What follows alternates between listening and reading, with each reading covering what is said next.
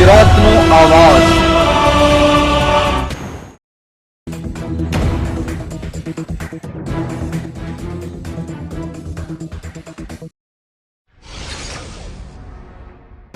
ઝઘડિયા તાલુકા court ખાતે national લોક અદાલતનું આયોજન કરવામાં આવ્યું હતું। તાલુકા કોર્ટમાં રેગ્યુલર 708 કેસ મૂકવામાં આવેલ, જેમાં તમામ 708 કેસોનું સમાધાનકારી વલણ અપનાવી નિકાલ કરવામાં આવ્યો, જ્યારે પ્રી લિટિગેશનના 1102 કેસમાં 79 કેસનો નિકાલ કરવામાં આવ્યો। કેસોમાં મની રિકવરી કરવામાં આવી હતી।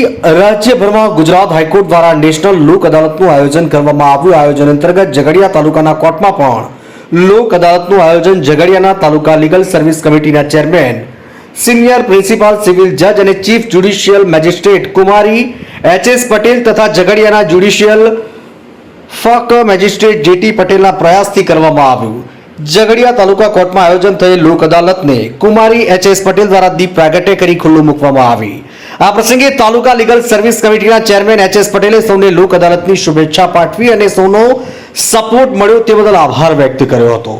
આ પ્રસંગે ઝઘડિયાના મેજિસ્ટ્રેટ જે.ટી. પટેલ, વકીલ મંડળના પ્રમુખ દક્ષેશભાઈ રાંદેરિયા તથા સિનિયર એડવોકેટ દિલીપસિંહ નકુમ, અનિલભાઈ પંડ્યા, ગીતાબેન શાહ, અમિત ચૌહાણ, અરુણ ચૌહાણ વગેરે વકીલો તથા ઝઘડિયા તાલુકાનો કોર્ટ સ્ટાફ ઉપસ્થિત રહ્યો હતો અને લોક અદાલતને સફળ બનાવવા પૂરતા પ્રયાસ કરવામાં આવ્યા, જેમાં કુમારી એચ.એસ. પટેલની અને જે.ટી. પટેલની કોર્ટમાં મળીને કુલ 708 રેગ્યુલર કેસ મૂકવામાં આવ્યા, જેમાં તમામ 708 કેસોનો સમાધાનકારી વલણ અપનાવી નિકાલ કરવામાં આવ્યો હતો, જ્યારે પ્રી લિટિગેશનના 1102 કેસોમાં 79 કેસનો નિકાલ કરવામાં આવ્યો। આ કેસમાં 62,24,505ની money recovery, electricity negotiable act વગેરેના કેસોમાં સમાવેશ કરવામાં આવ્યો હતો।